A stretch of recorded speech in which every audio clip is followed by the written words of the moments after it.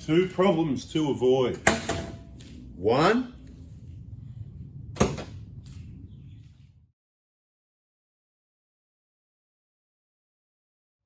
hey people, Anthony 4B4Diesel. I've just worked out 2 problems that could cause you to end up on a tow truck. So we're just going to quickly talk about those 2 things to avoid those, what causes them, and perhaps what states of Australia or whereabouts in the world this is something you're going to need to be concerned of. I'll just turn a light on so we've got a little bit more light on the subject. Now the first one is at the start of the video when I pop the bonnet. It's in relation to that. But there's one announcement I just want to make for all the people in Australia just for a moment. Just letting you know we're closed. So by the time you see this video, we are closed for a week. We've got a week in the Victorian High Country. A lot of people on our 2 different YouTube channels and on all our Facebook groups. You'll know about that. So I apologise in advance. We're closed for a week. You know, we're going to take some holidays every now and then, take a break. So don't bother contacting me on, I think it's the 27th of March for Parts Day or anything that week, because we're completely out of phone service, unable to be of assistance. And that's why it's important to subscribe, turn the bell on, because I make announcements like this. Okay, next Parts Day would be probably the week after that. I think it's something like the 3rd of April, Monday the 3rd of April for parts. Text messages only from 7:30 a.m. Wrap it up early as possible, and please don't contact me for the rest of the week unless Tuesday morning you want dominance and suspension, or to book into the Prado Hospital to get some work done, or ask about one of our recommended workshop partners for your area. But if you watch all the videos and follow the posts, you won't have any questions, because it's all part of, this is just one more piece of that million-piece jigsaw puzzle. Stay tuned. You'll get all the information you need to keep your vehicle reliable, to save money and keep a smile on your face. Okay, so 2 problems that these vehicles can have that I have seen. It's very rare, this one we're going to talk about, and literally exactly that, popping the bonnet. Okay, so when you pop the bonnet, sometimes it might not work.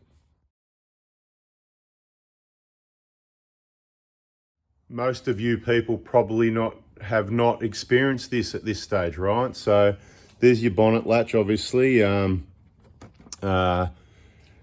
It can get a bit sticky. It's not usually the cable, but I've seen people reefing that hard on their bonnet releases. This is a 120 product. This is our 120. It's done over 400,000 Ks. Original latch cable. The bonnet's been opened hundreds of times. Okay, you can imagine. We open the bonnet for videos. We open the bonnet to check things. We check things on the tracks. We're regularly servicing the vehicle. Oil every 5,000 Ks is what it was. It's gone back to every 10,000 now, because there's no need to do that. It stays perfectly clean. And the engine's protected because it's got a nice clean oil system and a solution to keep the oil clean, if you know what I mean, because the soot was the problem. That's it. Check our playlists. I'm going to say it again. 4B4Diesel YouTube, go into our page, check our playlists, watch those, and you'll get the information. If I forget to put a video out or it's not enough for you, there's still already over 1,000. How many videos are there? Let me know in the comments. I don't even know. Thousands of videos maybe, and there will be thousands. They're waiting for your education. Okay, now let's just say one other thing. So, you know, video, you might have seen me replace this cap. Look at that, bone dry. You can eat off it now, no oil. Happy days. So that works. Somebody did ask, does the seal come off? I don't know. I haven't tried yet. I'll get the old one out. We'll do another video, but I'm sure you could get it off. Okay, so back to the bonnet latches. It's all important information, so I'm allowed to go off topic, all right? Now, back to these bonnet latches and what we want to tell you about those. This is what I recommend. Since we open our bonnets all the time and we don't have any problem, I recommend regular use as the first thing. So if your vehicle only gets opened every now and then, you don't get it serviced, or it's only every 6 months, or some people don't service their vehicles properly and it's longer, they're the people that are probably having these issues, okay? Now, regular use. So maybe, look, did you know that in your book, there's all these weekly checks you're meant to do, you know, have a look, check the coolant level, check this, check that, yellow things generally, and under most makes and models, have a look around for yellow things. They're the things you're probably meant to check every day, every week, they say. But look, we know that's not going to happen. Maybe once every month or 2, just open the bonnet. Now, the other most important thing you can do, and that I've done, is I like to spray this, not all the time. So the first thing I'll do, so if I wash the engine bay down, I'll also give this a wash, because any dirt, grit and whatever, I'll give that a blast out. But what does that do? It takes out any lubrication it's got. Next thing I'll do, I'll blow the engine bay dry, as you've seen in videos, how to wash the engine. And what I'll do, I'll spray something like CRC or Inox or something like that on it. That helps dry it, but that's very light oil and it'll dry up and it doesn't really help with lubrication.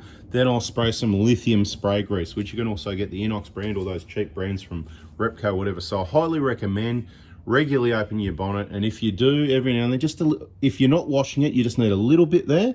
And it also helps with the latch at the other end up there on the bonnet because of the constant pressure. It actually, that piece of steel, it's probably about, I don't know, 7 mil, 8 mil diameter, if that, and it gets a little wear mark in the top. And of course, you know, a bit of lubrication for that is helpful. And we'll just go to the next level. If you do notice that and your bonnet's a bit loose like that, then the way to adjust that is each side of the bonnet up the top, there's two rubber things. You can just screw those out a little bit. What happens, they constantly move back in. So what I just put a little dab of silicone once I've set them to the correct height so they don't move, because they do constantly move back in. That's a bit of an issue. And then your bonnet rattles around like that, you may be noticing, and that's because of the wear in that piece of steel up the top there. But that's another topic. That's why you subscribe, turn the bell, and we'll talk about that more in detail. So the first one, the least important, is if you can't open your bonnet, if you're pulling that lever and you're on Fraser Island or wherever you are, for whatever reason you're opening your bonnet, you could end up on a tow truck. So these are two reasons you're really going to end up on a tow truck if you're not aware of these. So lubricate your bonnet catch, okay? That's the number one.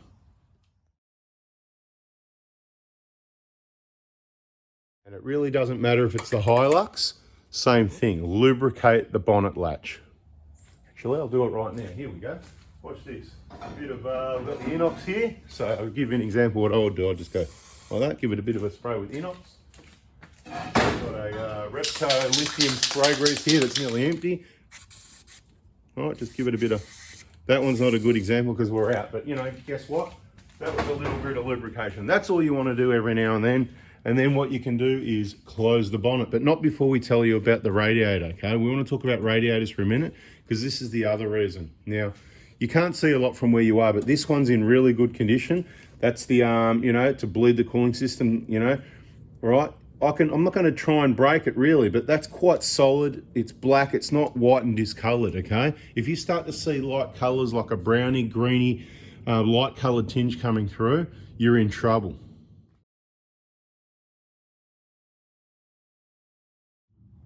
And that's why we started off around this side, right? Because there's also this. Now remember, this is the original Radiator, 2008. We're in Victoria. This vehicle's it's travelled around Australia many times. It's been to Broome a number of times. It's been up and down the west coast, been all over the place. Before we had it, 196,000 kilometres of travelling Australia towing a caravan. Okay, it's amazing, isn't it?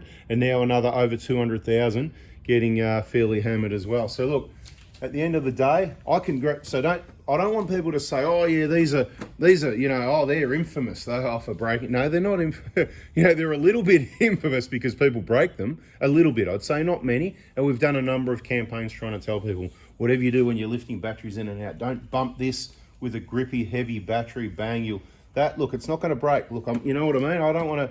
You know, I'm not trying to break it, but look, I'll bend the hose up and down like that, whatever. The rubber's moving on there. That is not brittle and about to break, but this is a Victorian vehicle. So this is what we see in Victoria. Now, same thing with the radiator here, right? I can wobble that hose a fair bit because that's full of coolant, right? And on the tracks, that's gonna, so I want to give it a bit of curry. But I think I've demonstrated that it's a 2023 now. It's a 15-year-old radiator.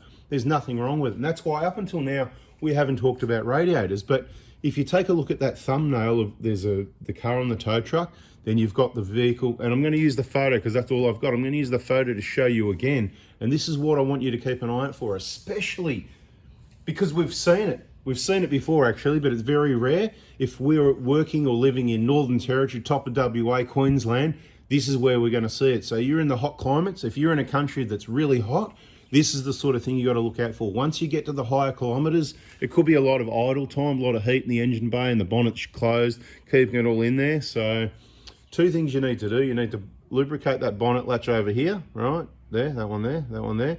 And you need to keep it on your radiator. You can do that little test if you like on yours, but make sure you're in a position when you wouldn't mind if it breaks. Now, some people are going to say, just replace the radiator. You can do that, but we're just going to waste a lot of radiators. There's nothing wrong with this original genuine radiator, right? But, you know, it gets looked after. The other thing on trips and everything's hot, you get back, you're towing, whatever, there's airflow, it's great. But as soon as you stop, that's when a lot of heat under the bonnet area, it builds. So it's good to open the bonnet like this. Again, it's using the bonnet, opening, closing the bonnet. So I said this one's been open hundreds of times as a minimum. So what you want to look for is, like in that photo, this is any radiator, any make or model, okay? This is not just about Toyotas or Prados. Toyotas are certainly one of the best.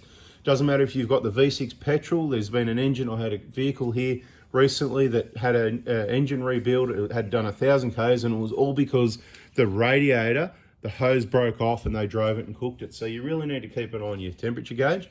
Even more so, wouldn't you notice a bit of coolant splashing out somewhere? You'd smell it coming in. Keep it on fresh, because it'll be coming in the air vents, which are just back in your... What's that smell of coolant? As soon as you smell something, start thinking. And your education from 4x4 diesel videos, and you educating yourself from whatever you're doing to you're going to go, something's not right here. And that's what I do. I go, as soon as, if I smell brake fluid, diff oil, any sort of oil, anything, mate, if I'm driving and I smell transmission fluid, I'm like, no, it's probably a car in front of me, right?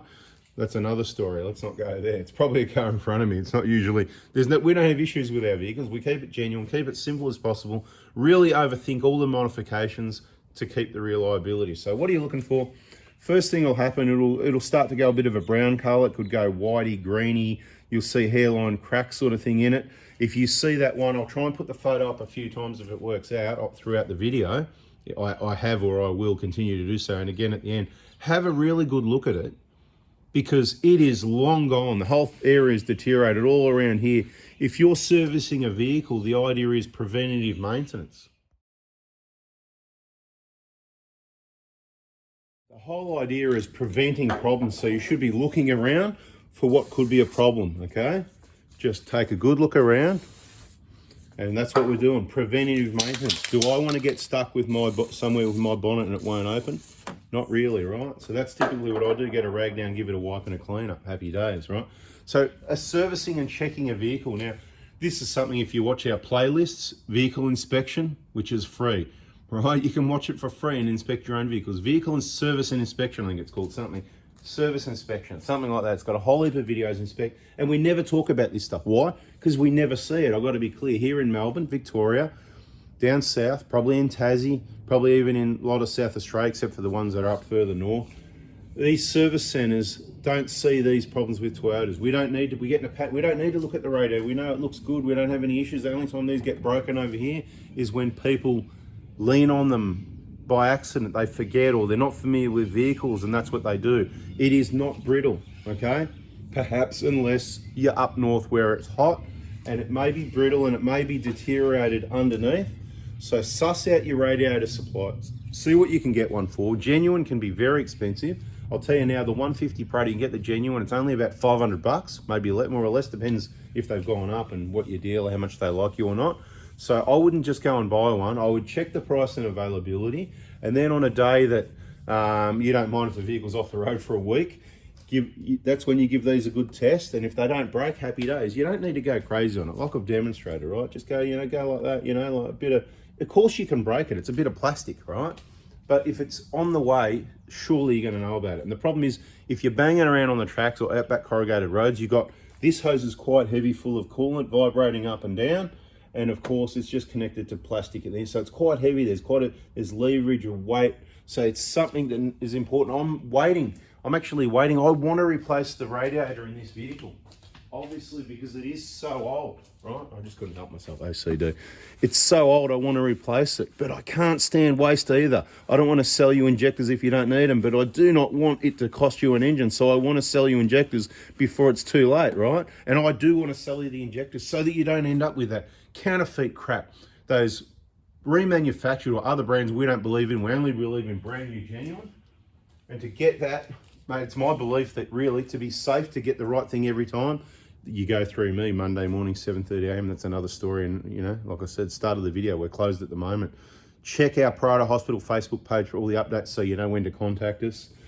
We're here to help. Doesn't bother me with sales or not, work or not, whatever. I could easily just retire, so I'm not chasing work. It's just trying to help people. That's what my time is, trying to help people. And if that's what it takes, if we need to supply the injector kits so that people get the right stuff for the prevention, then that's what we'll do. So we've got both our bonnet latches lubricated, that's good. We've checked both of our radiators, that's good. Koyo or Toyo and things like this, I've heard of good aftermarket brands you can normally get. A radiator supply shop will generally supply you something that's half decent quality. Might cost you $300 or $400, 2 to 3, either side of 3 I'd hope. Might cost you $300 or $400, probably, you know, on the 120s, they're not $500 at Toyota. So 150 Prado, just go to your dealer, $500, ballpark, right? If you're local in Melbourne, northwest to me, to the Prado Hospital, I can get you one, you know, it'd be about $500. Something like that, I haven't checked lately. But the 120s are a lot dearer.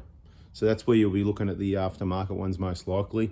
Check different reliable suppliers. I'm not giving Cool Drive a plug. I've got no affiliation. I don't really like them the way they roll on a lot of things, but I do believe they supply decent brands of radiators because they've been in Cool Drive. They've been in that air conditioning type industry for a while. And if I was them, I wouldn't want to sell you rubbish that comes back next week. You can get your eBay specials for 100, 150, 200, somewhere between 1 and 200 radiators. It's up to you if you want to do that. I've had reasonable success with those. People I know have purchased those. I said, oh, you know, whatever, we put it in for them. Mate, they've been going for 5, 10 years. No problem. So it's up to you if you want to be the poor man pays twice, risk it for the biscuit, which, you know, you'll probably be okay. I'm just saying, you know, just beware of that, you know, just beware of the situation that it might not work out, but you might save some. Is it worth it for, so let's say $180 versus $350? Is it worth the risk? I don't know. I'll just get the dearer radiator because it's going to be in there another 15 years is my plan. I don't want to be changing again in 3. Was it really cheaper if you're changing it in 5 years or 7 years? See what I mean, you know?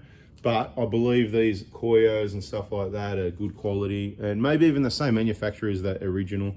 Some people are saying the Toyota dealers, they supply aftermarket brand, which is the same as the Toyota one, so OEM supplier.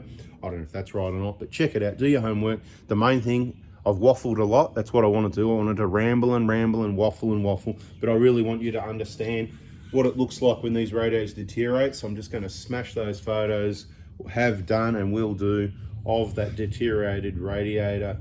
That's your biggest concern that will put you on a tow truck, along with not being able, if you're on a trip, if you're on Fraser Island, I'm using Fraser Island a bit today, aren't I? Maybe I need some nice warm beachy Fraser Island weather, right? But if you're on Fraser Island and something goes wrong and you need to open your bonnet, you can't open it, tow truck, okay? If you're on Fraser Island and you bounce around some sand dunes and some sand and that snaps off, maybe that's why I'm using it, because that's the terrain I think of. It's corrugation's more of a vibration. It's more of that sort of sometimes rough, you might hit something a bit, oh, it didn't, you know, that surprised you a bit because where the waves go washes the sand it differently. You know, you need to slow down a bit sometimes, keep your eyes peeled, pay attention. But the point is, bang, you know, that comes up. You could have a double doozy. Put that in the comments if you made it at the end, a double doozy. So you've busted that off, your coolant's gone everywhere, and you can't open your bonnet. That's a double doozy. You're on a tow truck, all because you didn't watch this video. Lubricate your bonnet latch, open it every month or 2 at least, open and close it. And check your radiator for deterioration. Doesn't matter what make or model it is. Just check it. I don't think we need this light anymore, so we'll get rid of that.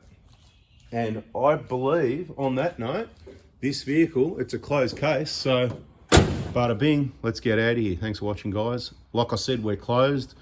Take note of the dates we're operational on our Prado Hospital Facebook page. Thank you very much for listening and watching. Hopefully it's been a help. See ya.